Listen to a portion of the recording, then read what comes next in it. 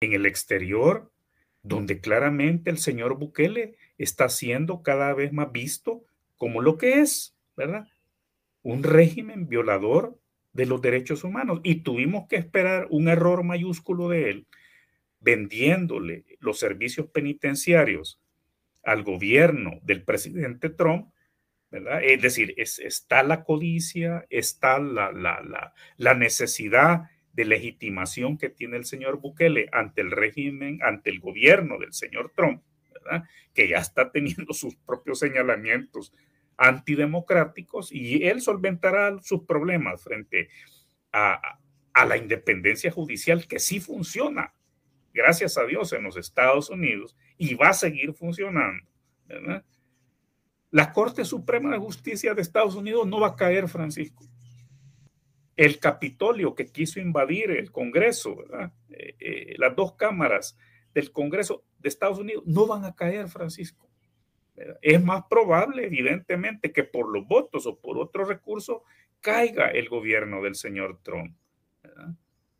Por todas las medidas. Entonces, es curioso cómo el caso del salvadoreño Kilmar Ábrego y el caso de las decenas de extranjeros, de no salvadoreños trasladados de Estados Unidos a la cárcel Secot del señor Bukele, eh, eh, eh, evidenciando, como insisto, esa codicia, esa búsqueda de legitimación, se ha revertido completamente, ¿verdad?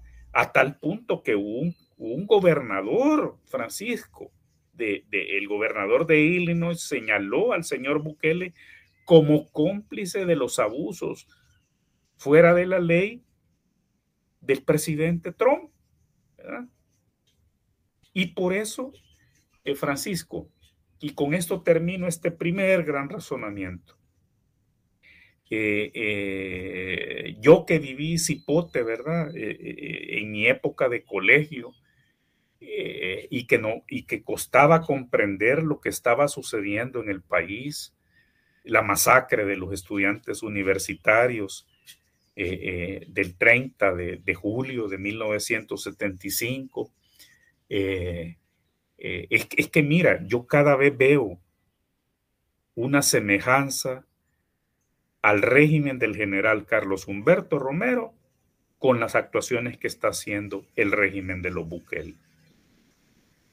Precisamente estos abominables abusos a los derechos humanos, ¿verdad? Los fallecidos, los civiles salvadoreños, mujeres y hombres fallecidos bajo la tutela del gobierno en Apanteos, en Izalco, es decir, eh, eh, eh, todos los daños, los agravios, el desmembramiento de familias por decenas de miles que han venido ocurriendo bajo el régimen de excepción. Y hablamos de civiles inocentes, Francisco. Hablamos de personas, de mujeres y hombres sin nexos criminales, sin antecedentes penales, que fueron llevados arbitrariamente bajo la bota militar y bajo la bota policial a punta de fusil a esas cárceles. ¿Por qué El Salvador llegó aquí? ¿Por qué llegamos aquí? Si esto no era lo que queríamos para nuestros hijos y nietos, si lo que queríamos éramos una vibrante democracia, abierta a las inversiones, generadora de empleos, despojándonos ya de ideologías separatistas de cualquier naturaleza, Francisco. Un país armonioso con el medio ambiente, un país señalado de ser el más destruido en el medio ambiente después de Haití, y hoy quizás ya estamos sobrepasando a Haití, Francisco. Precisamente el caso de la cooperativa El Bosque nos remite a esa búsqueda de despojar de las tierras a las comunidades, porque para estos señores del régimen, la cordillera del Bálsamo es una jugosa fruta. Y por eso no escatiman esfuerzos en desalojar a quien quieran o puedan, y por eso no escatiman esfuerzos en violar incluso convenios internacionales donde se inscriben las áreas de protección ambiental en el país, pero toda la destrucción que sigue habiendo en Nuevo Cuscatlán es ilustrativa, Francisco. Este es el país que tenemos, un país más destruido que hace 5 años, en medio ambiente, en economía, en integración familiar, en democracia, en respeto a la ley, en obediencia a tratados y convenios internacionales. Este es el país que tenemos y es la realidad ante la cual tenemos que reaccionar pronto, Francisco, porque el país se nos ha ido de las manos. La sociedad se nos ha ido de las manos. La opinión pública y el respeto que debe haber entre salvadoreños se nos ha ido de las manos. Se nos ha ido de las manos los valores de la decencia, de la honestidad, de la probidad, de la honradez. Doctor Campos, ¿dónde queda la democracia en El Salvador? ¿O qué tipo de Estado o de gobierno está teniendo El Salvador desde su experiencia, el conocimiento de otros países que han tenido, de otros gobiernos? ¿A dónde estamos parados actualmente en El Salvador? ¿Qué tipo de democracia tenemos? Conocimos también ayer, quisiera su opinión breve probablemente, porque ayer el alto comisionado de Derechos Humanos y Libertad de Expresión le aceptó el presidente su renuncia. O sea, una figura de que no sé realmente cuál era la función, la procuradora de derechos humanos no existe, las instancias, la institucionalidad no funciona en el país, pero repito, ¿dónde está la democracia del país? ¿Qué tipo de gobierno tenemos en El Salvador, doctor Campos? Me estás hablando, Francisco, de un señor colombiano que estaba Correcto. ya, Guzmán. Guzmán, ¿verdad? Tristemente célebre, ¿verdad? Hay que Muy decir, triste. El que ¿verdad? dijo de que aquí no había violación a derechos humanos y que él no lo conocía, ese tipo de detenciones que tanto se ha hablado de inocentes, después el presidente sale aceptando que sí habían presos inocentes, el que habían sido liberados, pero él no se pronunció igual. Sí, sí, es de estos contratos, ¿verdad? Que uno no sabe cómo se producen en el país, como los millones que se gastan en cabilderos en Washington para servirle la agenda del señor Bukele, ¿verdad? No para servirle. Mira, yo hasta ahora, porque esto hay que decirlo, aparte de que vi unos titulares de prensa donde personal de la Cancillería salvadoreña, particularmente mujeres, estaban hablando de serios abusos laborales, acosos sexuales en consulados, en embajadas. Y claro, cuando tú revisas el personal asignado bajo este régimen, es una tristeza, pero es correlativo, ¿verdad?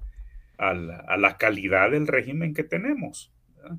Y conviene decir que esos millones que se gastan, Francisco, en Washington, D.C., para la imagen del señor Bukele, insisto, no es para coadyuvar a inversiones nuevas que lleguen al país, no es para coadyuvar a mejorar el cabildeo migratorio, ¿verdad?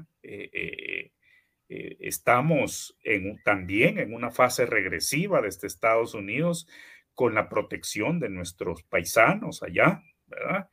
En fin, insisto, se siguen gastando millones de dólares inútilmente, ¿verdad?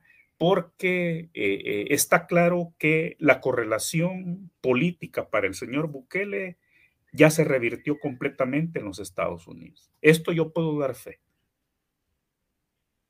Y vamos camino a que precisamente por esa codicia de manejar el SECOT como prisión internacional, como un recinto donde se venden servicios penitenciarios, es que los congresistas, sin distingo, ¿verdad? No solo porque un congresista eh, eh, eh, eh, que todavía me hace caso, lo voy a llevar al SECOT, ¿verdad? Ya vimos que varios congresistas, el primer senador que se presentó en El Salvador, no fue dejado ingresar al pabellón que se maneja con fondos de los Estados Unidos, pero yo creo que aprovecho para decirlo claramente, Francisco, todo congresista, los fondos públicos son aprobados y son vigilados por facultad constitucional en Estados Unidos por el Congreso. Entonces, todo congresista, si el SECOT está siendo manejado con fondos públicos o ese pabellón del SECOT está siendo manejado con fondos públicos de los Estados Unidos, ¿verdad? Es equivalente como que un congresista pida ir a visitar un proyecto, ¿verdad?, del AID, o que un congresista pida ir a visitar una base militar de Estados Unidos en Filipinas, en Alemania. Es decir, equivale a lo mismo porque son fondos públicos, ¿verdad? Entonces, si el señor Bukele se metió con fondos públicos de los Estados Unidos, ¿verdad?, a lo que vamos es que el Congreso, más adelante, lo que va a hacer es que va a bloquear los fondos del SECOT, ¿verdad?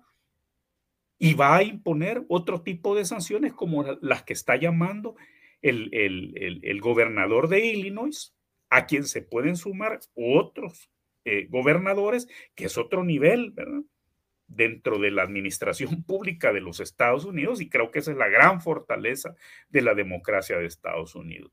Pero ya vimos también que hay revisiones sobre los derechos humanos en España en estos momentos y en otros países.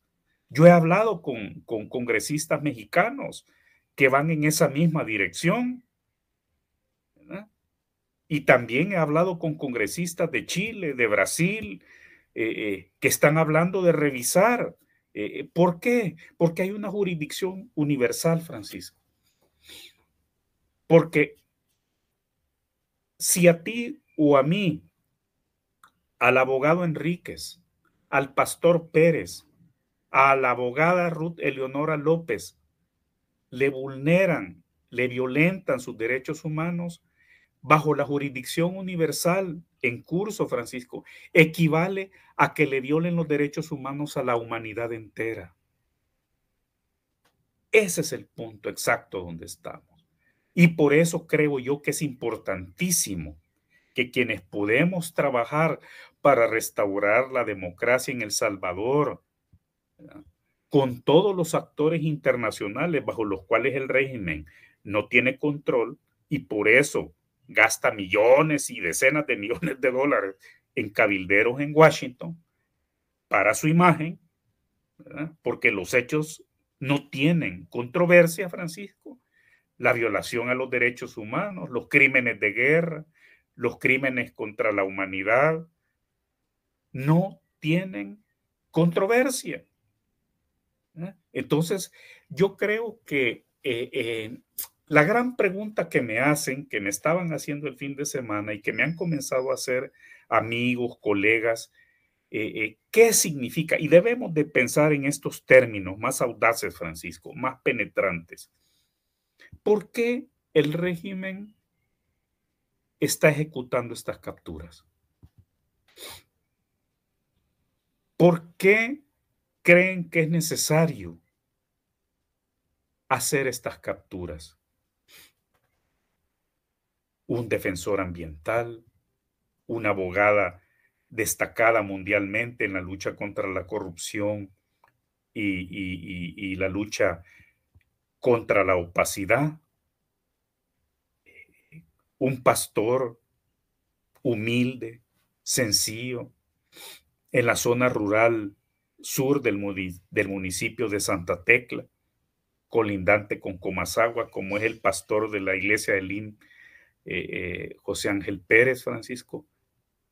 ¿Por qué el régimen tiene que llegar hasta esas fibras, hasta esas células del pueblo sencillo, del pueblo trabajador, ¿verdad?, para mantener? Solo hay una respuesta, Francisco, que claro, tiene grandísimas implicaciones para mantener el régimen de terror, para decirnos a propios y extranjeros, el poder soy yo, ¿verdad? Y me gusta como dijiste tú, no funciona la Procuraduría de Derechos Humanos, claro, porque están secuestradas las instituciones.